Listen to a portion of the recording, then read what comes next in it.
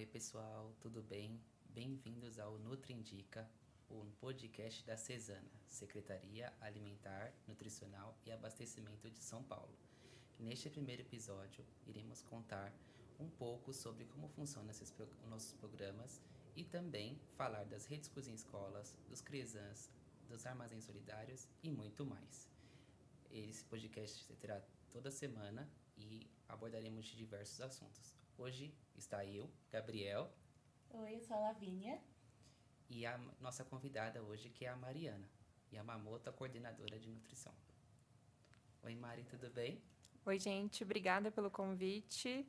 Bom, como o Gabriel bem mencionou, eu estou hoje coordenadora de Segurança Alimentar e Nutricional, da Secretaria Executiva de Segurança Alimentar e Nutricional e de Abastecimento. É um prazer estar aqui com vocês. Nós que agradecemos.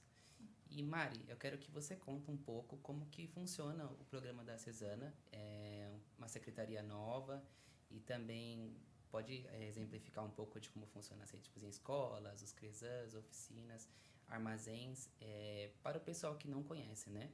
Claro, vamos lá. Então, como você bem mencionou, a Secretaria Executiva de Segurança Alimentar e Nutricional e de Abastecimento, ela foi criada há alguns anos, o que mostra um compromisso da gestão com a temática da segurança alimentar e nutricional. E quando a gente fala, eu acho importante também destacar para quem está ouvindo a gente do que se trata, o que é segurança alimentar e nutricional.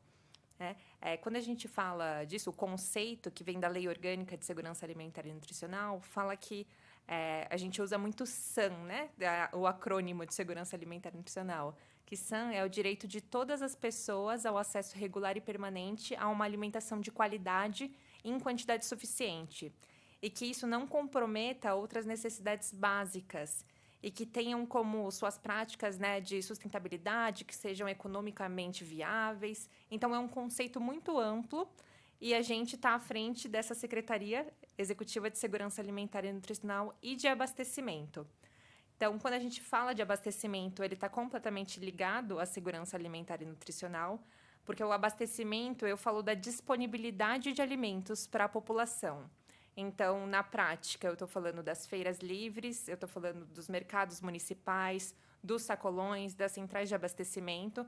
Então, todos esses espaços, eles disponibilizam uma alimentação saudável e acessível para a população paulistana. Por isso que hoje, dentro da pasta de segurança alimentar e nutricional, dentro dessa Secretaria Executiva, a gente cuida também, trata também do abastecimento. Então, eu e os programas de segurança alimentar e nutricional, que estão dentro da Coordenadoria de Segurança Alimentar e Nutricional, da qual eu estou à frente hoje enquanto coordenadora, tem alguns programas. Você comentou do Rede Cozinha Escola, que é um programa de cozinhas comunitárias do município de São Paulo. Hoje a gente tem 62 cozinhas em funcionamento que ofertam 400 refeições diariamente cada uma delas, de segunda a sábado, espalhadas por São Paulo. A gente também tem o programa Cidade Solidária, que é de distribuição de cestas básicas. Hoje, aproximadamente 5.500 cestas básicas são distribuídas diariamente no município. A gente também tem o programa chamado Rede Cozinha Cidadã, que é para o público de extrema vulnerabilidade, é distribuição de refeição pronta para essa população. Nós temos também o programa Banco de Alimentos. O programa Banco de Alimentos, ele é uma política de segurança alimentar e nutricional, mas também de combate ao desperdício de alimentos. Então, a função dos bancos de alimentos é ir até mercados, lojas, atacadistas, centrais, que tiveram algum alimento que perderam o valor comercial, mas que ainda está bom para o consumo, faz essa arrecadação e distribui para as famílias em situação de vulnerabilidade. E, além de todos esses programas de oferta de alimentação, a gente também tem os Centros de Referência em Segurança Alimentar e Nutricional, que são os CRESANs. Os CRESANs são espaços de convivência de cidadania, onde as pessoas vão até os espaços para fazerem oficinas, cursos, sejam eles para geração de renda, como, por exemplo, confeitaria, panificação, pensando que a renda é um fator fundamental para a garantia do direito humano à alimentação, como, por exemplo, para a saudabilidade. Então, como aprender a cozinhar melhor, desenvolver habilidades culinárias, aproveitar melhor os alimentos. Então, a gente oferta esse tipo de curso também dentro de Cesana. Que, inclusive, o CRESAN, neste mês de dezembro, está tendo cursos de como fazer panetone, chocotone. Nossa equipe da comunicação já foi lá hoje, no dia que o podcast está sendo gravado, na quarta-feira. acompanhar um pouco desse processo e como que vai ser. A Lavínia vai fazer uma pergunta para você, tá, Mari? Perfeito. Só com a sua fala, a gente já percebe que o sistema de segurança alimentar de São Paulo ele é muito grande. E eu queria saber de você, pensando no acesso à alimentação e qualidade nutricional, quais são os maiores desafios encontrados? Perfeito.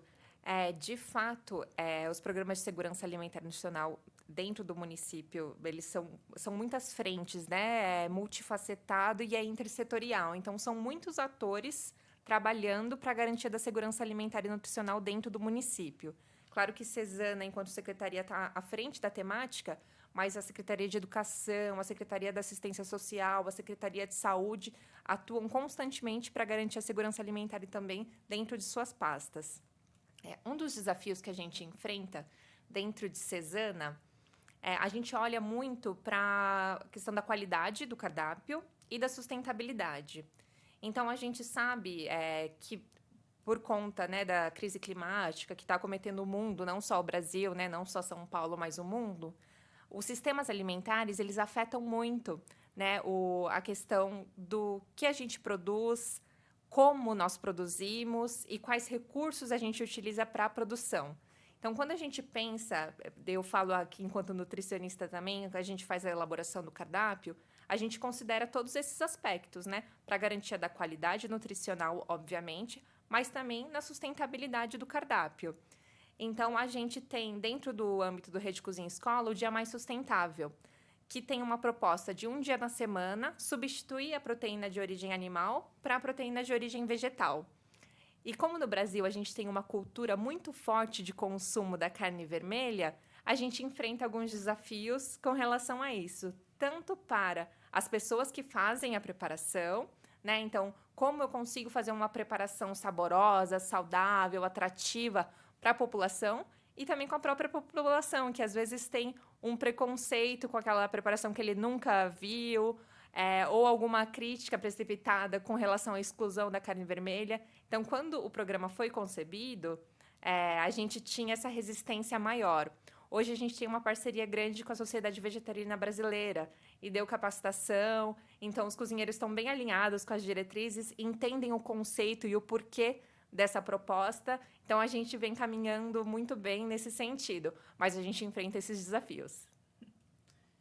Mari, entre os programas que a gente citou aqui, né, do Rede Cozinha Escola, os armazéns, os Cresans, qual você acha que é o mais inspirador, assim, o que o pessoal devia conhecer e acaba não conhecendo? Eu, por exemplo, posso falar que muita gente conhece o programa da Prefeitura de São Paulo, né, que é o Bom Prato, e acha que esse programa é o único que nós temos de alimentação aqui na cidade de São Paulo. Mas no meu intuito, eu acredito que o Rede Cozinha Escola é um dos programas mais importantes aqui, tanto de Cesana, tanto para São Paulo. Eu queria ouvir um pouco da sua opinião de algum programa que as pessoas que estão em situação de vulnerabilidade e também a população deviam conhecer. Perfeito. Ai, que pergunta difícil, né? Falar só de um filho. Um filho só. Então, eu diria, você muito bem citou a questão do Bom Prato, eu vou só dar um contexto sobre o Bom Prato.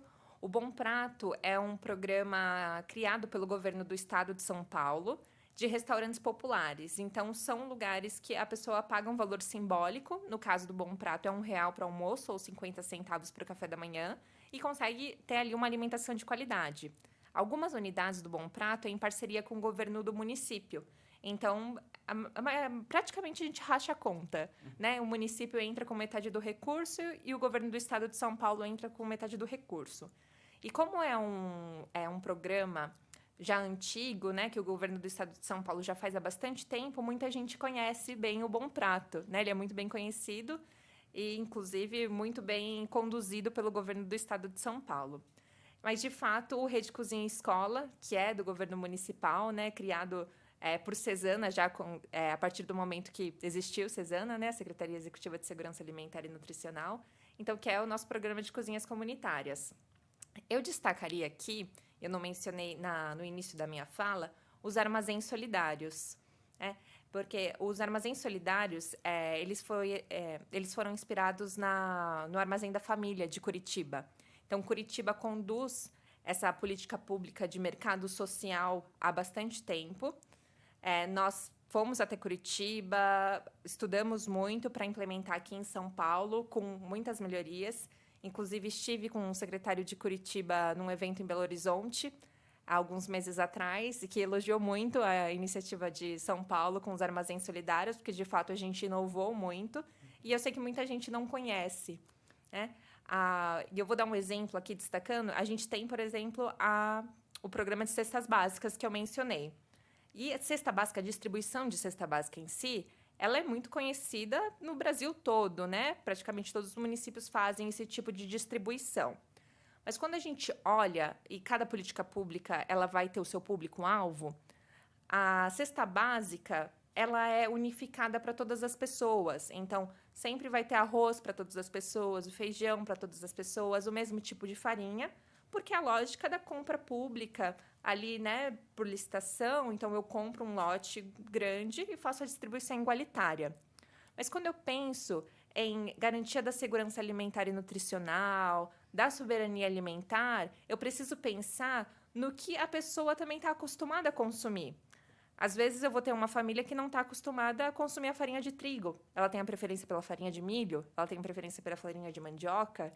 Então, os armazéns solidários, ele traz essa possibilidade de escolha para as pessoas que frequentam.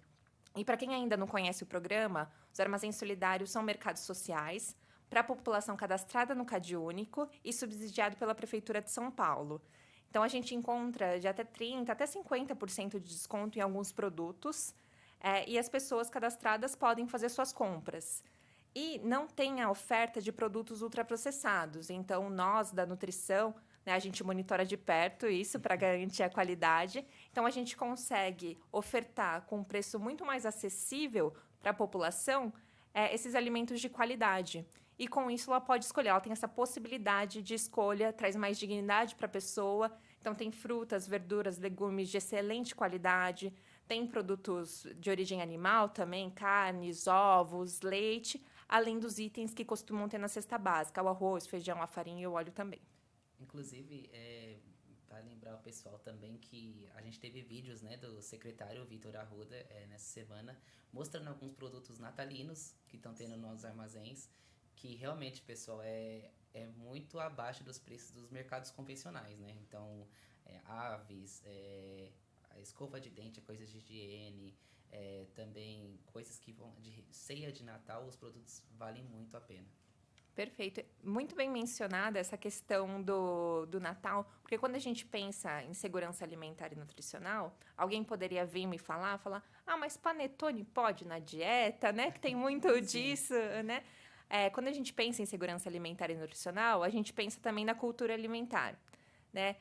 O Natal é uma data reconhecida, né, na nossa cultura do Brasil, e a questão da comensalidade, ou seja, o comer em companhia é muito apreciado nessa data, né? Uhum. A maior parte das pessoas ficam com suas famílias, fazem a ceia, a famosa ceia de Natal, né? Então, a gente ter a possibilidade de promover a comensalidade nessa data reconhecida, né, nessa data natalina, também é uma das nossas funções, né? A gente quer fazer esse trabalho de qualidade. Então, o Vitor foi lá no armazém, divulgou muito bem. Então, todos os armazéns já estão com esses itens natalinos. Então, claro, sem falar dos itens das pessoas que têm algum tipo de comorbidade extrema, né? Não estou falando dessa população, mas a população no geral, em dezembro, comam o seu panetone, não tem problema nenhum. Lavínia? Uma outra questão do armazém solidário que a gente pode falar também é como ele tem apoiado a agricultura local também, né? Agora eles estão com uma parceria com o Samba Mais Rural. Você poderia falar mais um pouco sobre isso? Com certeza. E daí a gente volta no tema da sustentabilidade, né? Então, tanto na elaboração de cardápio para o Rede Cozinha Escola, como para as ações do armazém, a gente sempre pensa como é que a gente consegue promover a questão da sustentabilidade. E uma das questões, quando a gente pensa em sistemas alimentares, é esse deslocamento entre quem produz e quem está consumindo. Muitas vezes, a gente pega e não tem noção de onde vem nosso alimento. A gente só consome eles, geralmente consome os mesmos itens, sendo que a gente tem uma biodiversidade gigantesca no Brasil, uma produção gigantesca de alimentos, mas a gente costuma consumir os mesmos itens e não questiona não têm essa criticidade de saber de onde eles vêm. E muitas vezes eles vêm de muito longe. E o que acontece quando o alimento vem de muito longe? Tem a questão do transporte. Então, geralmente, aqui no Brasil, é caminhão. Então, o diesel, né, que é utilizado para trazer esse alimento até nós. Quando eu falo de fruta, verdura e legume, eu estou falando de um alimento muito perecível. Então, perde muito alimento ao longo do caminho, desde a colheita até chegar nas centrais de distribuição, né, nos CEASAs, nos CEAGESPs. Então, perde-se muito alimento. E São Paulo tem o privilégio de ter produção local. Então, nós não somos um município somente urbanizado, a gente tem produção ainda aqui. Então, dentro dos armazéns, o que a gente faz? A gente faz a compra dos pequenos produtores aqui que estão no município para os armazéns. Então, a gente abriu o mercado para esses produtores. Com isso, a gente consegue promover a agricultura familiar, esse pequeno produtor que está no município e não tinha como escoar os alimentos deles. E eu promovo esses circuitos curtos de produção, de comercialização e consigo ofertar um alimento de qualidade para a população. Mari, hoje a gente teve um pouco do evento que aconteceu com a Prefeitura de São Paulo, falando um pouco do Guinness Book, né, fala sobre o recorde. Então, a gente teve um recorde hoje que a Secretaria Executiva de Segurança Alimentar de São Paulo bateu o recorde de alimentação em São Paulo. E eu queria que você falasse um pouquinho desse recorde aqui. O recorde acho que era 500 quilos, né? E a gente... 500 quilos dado pelo Guinness, a gente quase dobrou essa meta. Então, você falar um pouquinho sobre este feito da gente, o quanto isso é importante tanto para São Paulo quanto para a Secretaria de Cesana. Perfeito. A gente teve essa comemoração hoje e é um dia muito feliz, né? Dezembro é o mês das comemorações, então mais uma comemoração para a Prefeitura de São Paulo. E claro que isso é um feito não só de Cesana, mas da Prefeitura de São Paulo como um todo. Né? Por dia, né, foi comprovado pelo Guinness que a gente oferta mais de 3 milhões de refeições por dia. Isso inclui tanto as refeições que a gente distribui no âmbito de Cesana, como também da alimentação escolar. Então, a gente olha para as crianças e sabe que a alimentação é um investimento. Então, um indivíduo que não tem uma alimentação garantida, ele não consegue pensar bem. Então, a gente sabe o quão é importante no desenvolvimento da criança, por exemplo, ter essa oferta adequada. A gente sabe que um indivíduo que não se alimentou bem, muito dificilmente ele vai conseguir entrar bem no mercado de trabalho e se desenvolver.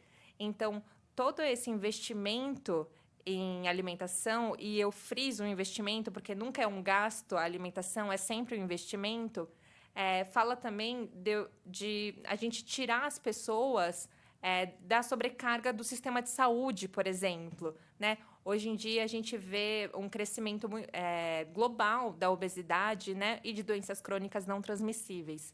Então, quando eu olho para a alimentação e para uma oferta de uma alimentação de qualidade, eu estou falando de tirar ali do sistema de saúde essa população acometida por essas comorbidades, que um dos fatores é a alimentação. Então, foi um feito grandioso da Prefeitura de São Paulo.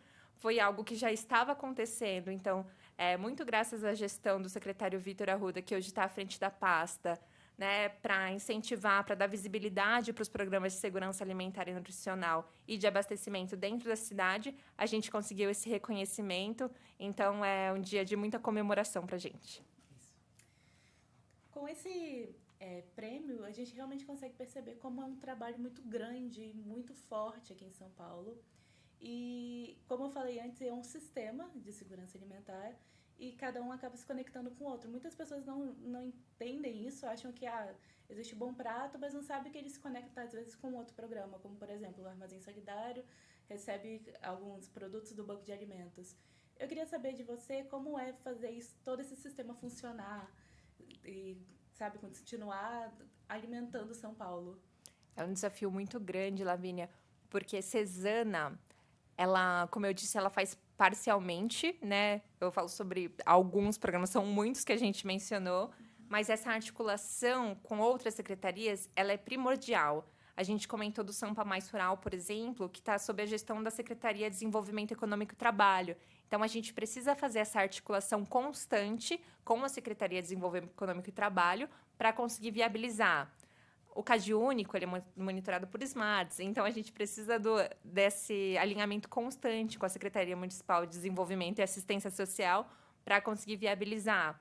Nos Rede Cozinhas Escolas, principalmente, e também dentro dos CRESANs, a gente faz muita atividade junto com a saúde. Porque a saúde, por exemplo, tem grupos de idosos, grupos de pessoas com obesidade, sobrepeso, grupos de pessoas com hipertensão, diabetes. Então, a gente faz esse trabalho articulado com outras secretarias para poder ofertar informação de qualidade, porque nosso trabalho, sobretudo, também é de informar a população sobre uma alimentação adequada e saudável.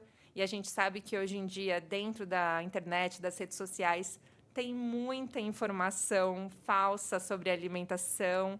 Todo mundo quer dar uma de nutricionista, né? Então, a gente faz esse trabalho também de combate à fake news sobre alimentação para promover a saudabilidade.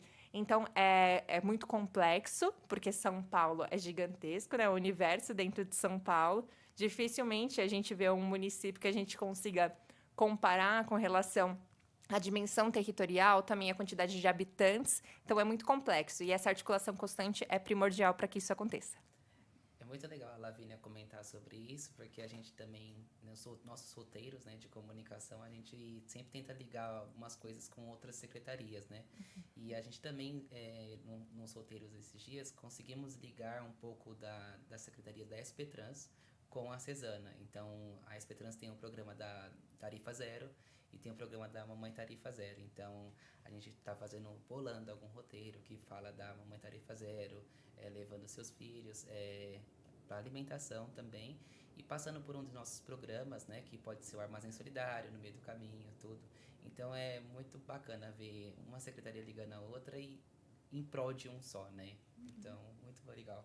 Com certeza. E, recentemente, eu estive numa reunião com a professora Mariana da Politécnica da USP para discussão de alguns dados de Cesana, né? A gente tem essa proximidade muito grande com a academia, porque a gente entende que, para a execução dos nossos programas, é muito importante que a gente tenha essa robustez de dados e que a gente esteja alinhado, de fato, às diretrizes, né? Então, a gente estava em uma reunião e foi comentado sobre isso, né? Que era uma possibilidade de estudo de como Tarifa Zero poderia influenciar a ida das pessoas aos armazéns solidários. E isso poderia, por exemplo, mudar nossas diretrizes de horário de funcionamento, dias de funcionamento dos nossos programas. Então, de fato, uma política pública, ela acontece e ela nunca acontece isoladamente e afeta isoladamente, né? Porque a população, nós nos deslocamos todos os dias, nós comemos todos os dias, nós temos acesso à saúde. Então, o ser humano, a gente precisa olhar para ele da sua forma integral, né? E de forma mais holística. Então, de fato, tem essa conexão com os outros programas. Sim. Mari, a gente falou de armazéns solidários, falamos de rede cozinha escola, e eu queria falar um pouquinho do CRESAN. O CRESAN, é um ponto de virada, é um ponto de chave de muita gente que participa dos cursos, né? Você conhece alguma história de alguém que participou ou que teve nesse programa que mudou totalmente a sua vida? E como que é a sua visão e amplitude para esse programa que pode virar um curso, mas transformar num projeto de carreira para uma pessoa? Perfeito. Eu sou suspeita em falar dos CRESANs, porque quando eu entrei na Prefeitura de São Paulo, eu fui gestora do Centro de Referência em Segurança Alimentar e Nutricional do Butantan. Então, eu fiquei à frente da gestão do CRESAN Butantan há um tempo. Hoje, quem está à frente da gestão do CRESAN Butantan é a Maria Eduarda, nutricionista também, que está conduzindo um trabalho brilhante lá no CRESAN Butantan. E eu poderia ficar horas citando histórias incríveis que acontecem dentro dos CRESANs.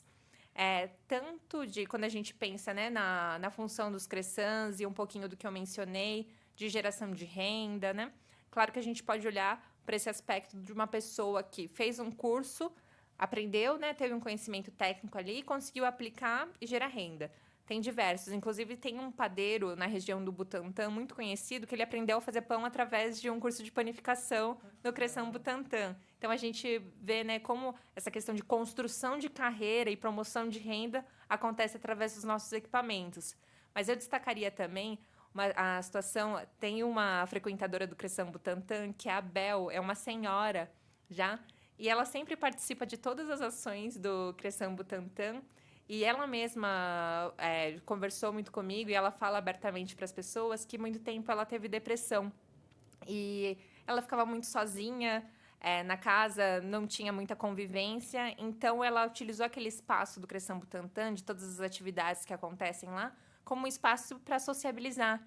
E hoje ela faz atividade física no Cresção Butantã, porque, para quem não sabe, tem também atividade física junto com fisioterapeuta, por exemplo, das UBSs da região.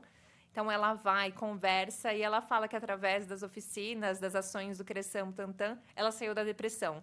Então, a gente falou de Guinness, falou de dados, mas são questões que são imensuráveis. E não dá para a gente colocar um valor ali de número por essas histórias de vida de pessoas que a gente resgata. Uma pessoa que tem a possibilidade de sentar numa mesa e fazer uma refeição digna com um talher e conversar com o próximo. É um dado imensurável que a gente não consegue colocar e a gente presencia diariamente dentro dos nossos programas. Que legal. Eu até compartilhar uma história que a gente foi gravar lá no Pão do Povo da Rua. A gente conheceu um senhor que se chamava Félix, né? Ele até deu um depoimento pra gente, a gente colocou nas redes sociais, que ele também veio da Bolívia, fez alguns cursos de panificação no Pão do Povo da Rua, né? Na unidade. E aí ele falou quanto isso transformou a vida dele. Então é muito bacana conhecer essas histórias. E é o que você falou, são dados que não acabam não sendo em números, mas que são em emoção, em sentimento, né? Sim, com certeza, com certeza. É impagável isso. Sim. Mari, só para finalizar um pouco dos programas, tem algo que acontece por trás das câmeras, dos bastidores, seja do Banco de Alimentos, Armazém Solidário, que você acha que as pessoas deveriam conhecer mais, que você olha e fala, pô, isso daqui é tão legal, mas as pessoas não sabem o que acontece? Ai, é tanta coisa bacana que acontece nos bastidores. E, na verdade, a maior parte do trabalho acontece nos bastidores, né? Hoje, né, graças ao trabalho que a comunicação faz, né, de Cesana, a gente tem dado mais visibilidade para os programas, porque muita gente não conhecia, não era familiar com a temática de segurança alimentar e nutricional. E hoje a gente vê que elas comentam mais, estão entendendo, frequentando os espaços, né? Então, parabéns também à comunicação de Cesana, que à frente quem está a coordenação é a Érica. Então, parabéns para vocês que têm conduzido essa pasta e têm levado informação de qualidade para a população no geral. Eu vou dar um exemplo, porque muita coisa acontece, mas no Banco de Alimentos, por exemplo, que eu falei que é uma política de segurança alimentar e nutricional, mas também de combate ao desperdício de alimentos. E para conseguir viabilizar esse trabalho, são muitas pessoas trabalhando por trás. Porque nós vamos até o supermercado, por exemplo, que quer fazer essa doação. Então, essa logística também está dentro da nossa atribuição. A gente vai até os locais. Então, nós temos veículos rodando pela cidade diariamente para fazer essa captação de doação. Quando isso vai para o Banco de Alimentos, que fica na região da Vila Maria, inclusive, para quem não conhece, fica dentro do Centro de Referência em Segurança Alimentar e Nutricional da Vila Maria, operacionaliza lá dentro o programa Banco de Alimentos. Lá existe uma equipe para realizar a triagem e manipulação desses alimentos. Porque é muita coisa que vem, às vezes não vem numa qualidade adequada para a gente fazer a distribuição. Então, eu preciso separar o que está legal, o que está muito próximo da data de validade e já precisa ser distribuído, o que de fato não dá para utilizar. Então, existe uma equipe grande de mais de 30 pessoas que fazem essa triagem. E para que essas pessoas sejam capacitadas para fazer essa triagem, existe também estagiárias de nutrição, junto com a supervisão da nutricionista Karina, que hoje está à frente também do programa Banco de Alimentos, conduzindo o programa lá no Cresção Vila Maria. Então, eles são treinados para que possam fazer essa manipulação. Depois disso, a distribuição para as organizações sociais cadastradas no Banco de Alimentos e depois vai para as famílias. Então, é muita gente trabalhando diariamente para que isso aconteça. E o mesmo alimento que é captado hoje é distribuído hoje também para a população, no geral, com exceção dos alimentos que têm um prazo de validade mais longo. Mas, geralmente, quando perde esse valor comercial, quando o mercado decide que não faz sentido ele ter ali na prateleira dele, geralmente é porque a validade já está um pouco mais próxima ou tem algum tipo de avaria. Eu sempre dou o exemplo da caixa de aveia, por exemplo. Quando a gente vai ao mercado e vai comprar aveia, se a caixa está amassada, a gente não escolhe, a gente pega a próxima ali e vai deixando a caixa amassada de aveia. Você vê que a validade está boa, tem aquela embalagem primária que está protegendo ela, então não tem contaminação nenhuma. Mas você que está comprando nunca quer a caixa que está amassada. Então, esse tipo de alimento perdeu o valor comercial. E ele vai para os bancos de alimentos, ele é reembalado, manipulado para que as pessoas recebam. Então, eu destacaria todo esse treinamento, essa mobilização que acontece por detrás do banco de alimentos para que a gente consiga combater o desperdício de alimentos na cidade de São Paulo e também promover a segurança alimentar e nutricional. Certo. Acho que dos programas a gente já falou tudo, Lesnaville. Então, acho que eu falaria agora da parte da nutrição, então, de vocês nutricionistas, né? Mari, você comentou e a gente conversou esses dias, eu e você, sobre os cardápios, né? E também sobre o Dia Mais Sustentável, como você falou agora há pouco. A minha dúvida é duas, na verdade. Como vocês conseguem montar cardápios que sejam nutritivos e que sejam de boa alimentação para o pessoal? E também, como que vocês conseguem pensar nessa parte do dia mais sustentável? Eu sei que tem muita gente que vai contra, até mesmo comentei com o pessoal da comunicação lá em casa também, né, que falaram, não tem proteína, porque o brasileiro é muito acostumado a achar que a carne vermelha, a carne é proteína e o resto não vai ser substituído. Então, eu queria que você tirasse um pouco dessas dúvidas do pessoal. Perfeito. Então, como você bem colocou, o cardápio do Rede Cozinha Escola, ele é elaborado pelo Núcleo de Nutrição da Secretaria Executiva de Segurança Alimentar e Nutricional e de Abastecimento. Então, não posso deixar de parabenizar todas as nutricionistas, a Luísa, a Pamela, a Larissa, a Maria Eduarda, a Karina, que trabalham, né, à frente dessas questões. E dentro das nossas competências enquanto profissional, a gente aprende, obviamente, a elaboração de cardápio. O Dia Mais Sustentável, ele é elaborado muito pensando também, assim como os outros dias, mas num aspecto positivo do prato. Então, quando a gente pensa, às vezes as pessoas pensam, nutricionista só pensa em nutriente, né? Então, ali os macro, micronutrientes. Mas a gente pensa também se o prato vai ser visualmente agradável. Quando a gente pensa em cardápio, a gente tem que pensar também na infraestrutura da cozinha que está produzindo. Então, no nosso cardápio do Rede Cozinha Escola, que tem as opções padronizadas, para cada preparação, existe uma lista de substituição de 3 preparações. Então, no total, a cozinha pode optar por 4 preparações por item. E o Rede Cozinha Escola sempre oferta salada 1, salada 2, prato base, que geralmente é o arroz com feijão, a famosa mistura do prato brasileiro, que é o prato proteico, guarnição e sobremesa. Então, isso é padronizado.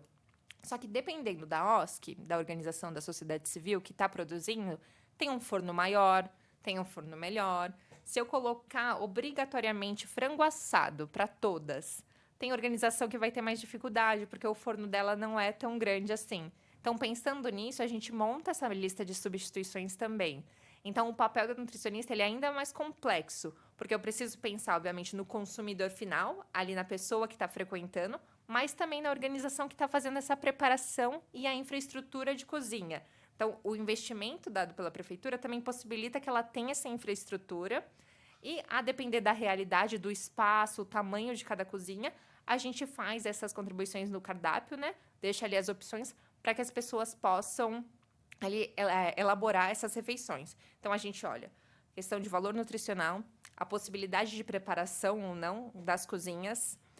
Dependendo da cozinha, recebe muitos idosos, por exemplo. Então, a gente tem que pensar em consistência também, né? Se é muito idoso, às vezes tem algum problema bucal, né, com mordida. Então, será que eu posso ofertar um determinado alimento que é muito duro para essa cozinha específica? Então, são muitos aspectos que a gente pensa. A cor, né, o sabor, questões organolépticas, tudo isso é levado em consideração. Falando do dia mais sustentável, que daí é um outro desafio, né? Não tanto um desafio para a gente ter ideias para elaboração, mas pensando nessa estratégia para que o consumo seja feito, seja aceito pela população, né? E a gente vem trabalhando e vem tendo muito sucesso, né? Você comentou muito bem a questão da proteína. E para deixar claro para a população no geral que tá ouvindo a gente, né? Não vamos reduzir os alimentos a nutrientes. Então, a gente não come proteína, a gente não come carboidrato, a gente não come lipídio, a gente come comida. A gente come arroz, a gente come feijão, a gente come carne, a gente come salada. É isso que a gente come. Então, quando a gente fala, né, e eu uso também o termo proteína de origem animal, e obviamente estou me referindo à carne, mas um único alimento, ele tem vários nutrientes, né? Então, a proteína de origem animal, quando eu falo, por exemplo, a carne, o bife bovino, né? Ele não tem só proteína, ele também tem gordura, ele tem outros nutrientes, né? O feijão, ele tem proteína de origem vegetal, então tem proteína, tem carboidrato e assim por diante. Então, a gente não come nutriente, não vamos reduzir o alimento a um único nutriente. E muita gente não sabe que existe proteína, esse macronutriente, dentro do reino vegetal. Então, ele existe. E o famoso arroz com feijão do brasileiro, ele é muito bom, ele dá um match muito bom para formar uma proteína. Porque quando a gente pensa em proteína, que é uma molécula muito grande, ela é feita de vários aminoácidos. Então, a gente encontra alguns aminoácidos no arroz e outros aminoácidos que eu não encontro no arroz, no feijão. E quando eu faço esse match, eu formo uma proteína, né? O pessoal costuma falar uma proteína completa. Então, ninguém vai ficar com carência de proteína se não consumir produtos de origem animal, né? É possível ter uma alimentação saudável excluindo isso. Então, para também desmistificar muita coisa e para tranquilizar alguém que talvez esteja com essa preocupação. Então, é super possível. Então, as estratégias que a gente pensa é de fato de aceitação, né? Não ser, por exemplo, só um ovo cozido ali substituindo a carne. A gente coloca bobó de banana da terra, a gente coloca panqueca de bolonhesa de lentilha. Então, a gente pensa em preparações elaboradas e que as pessoas conseguem remeter. Quando eu falo de bolonhesa, você consegue visualizar, né, o que é uma bolonhesa, que geralmente é preparado com a carne moída. Mas aí eu coloco a lentilha. Então, quando as pessoas olham, elas costumam aceitar melhor também, né? Então, a gente pensa nessas questões para fazer a elaboração do cardápio. E falar uma coisa também, eu às vezes acompanho muito como são feitos os cardápios, por ter uma amizade maior com as nutricionistas, e eu vejo como tem um cuidado muito grande, elas colocam muito amor nisso, de, sabe, ver como vai ser feita a receita, se aquela OSC consegue fazer daquele jeito.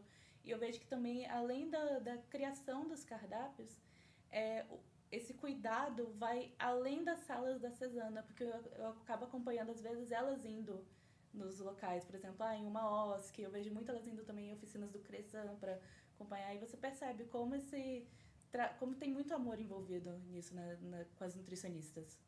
Com certeza. Esse trabalho da nutrição, principalmente na área de nutrição e saúde pública, não querendo desmerecer nenhuma área, mas estou aqui na área de nutrição e saúde pública, ela precisa de muito amor, precisa de muita dedicação para ser feito.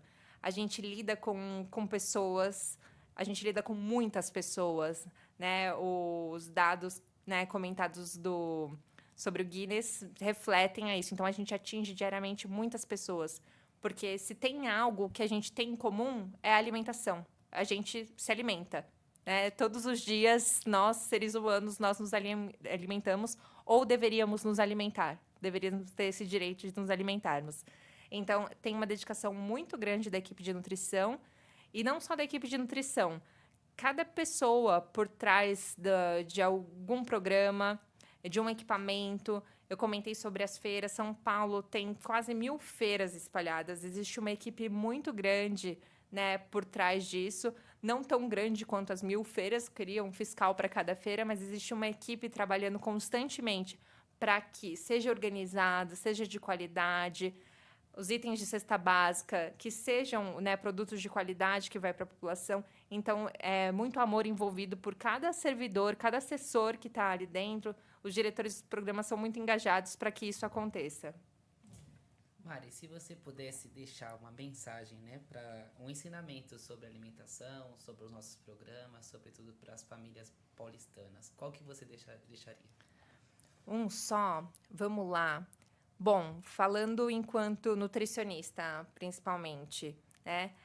Tem materiais muito acessíveis dentro da internet e que a gente pode confiar. Então, existem 2 guias alimentares dentro do Brasil. Existe o Guia Alimentar para a População Brasileira e o Guia Alimentar para Crianças Menores de 2 anos.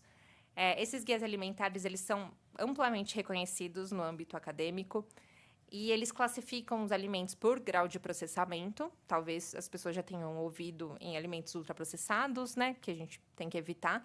Então, recomendo a leitura desses materiais e eles foram feitos para serem acessíveis mesmo. Então, tem uma leitura fácil e tem no final, para quem não está com tanto tempo assim para fazer a leitura, os 2 guias, no final, ele tem um resumo, né, de 10 passos para o guia alimentar para a população brasileira e de 12 passos para crianças menores de 2 anos. E um dos passos que eu destacaria aqui, para a gente ter muita criticidade nas informações que a gente recebe. E, principalmente, para quem tem crianças, as informações que a criança recebe através das redes sociais, principalmente hoje em dia, né? Antigamente era muito a televisão, hoje em dia é mais as redes sociais. Então, vamos ter bastante criticidade, com soluções fáceis, com medicamento, com suplemento milagroso. Não existe milagre. Dá para ter uma alimentação adequada e saudável. Acessem os programas de Cesana, vão à feira fazer compra, vão ao Armazém Solidário fazer compra, frequentem nossos programas, que com certeza vai ter uma alimentação de qualidade e acessível para a população, e tem muita criticidade na informação que você recebe. E se tem um lugar também com informação de qualidade, é na rede social de Cesana, então é Segurança Alimentar SP, também sugiro que as pessoas sigam para ter acesso a essa informação de qualidade. É isso. Maia, só uma última pergunta para aproveitar. A gente está chegando agora nas datas de final de ano, festivas, que é onde a gente comentou, Natal e também Ano Novo, e posteriormente isso. Muitas famílias, quando comemoram essas datas, fazem as ceias, fazem toda a parte da alimentação. Tem como a gente aproveitar as sobras dessas ceias para algumas coisas. E é isso, eu queria que você definisse a Secretaria Executiva de Segurança Alimentar de São Paulo, a Cesana, em uma palavra para a gente encerrar o podcast de hoje. Perfeito. Bom, primeiro respondendo a sua primeira pergunta, dá sim para aproveitar. Inclusive, nos nossos CRESANs, a gente tem oficinas que tratam de tanto o aproveitamento integral dos alimentos como o reaproveitamento, que são 2 coisas diferentes. Quando eu falo de aproveitamento integral dos alimentos, eu falo de usar partes que a gente costuma jogar fora.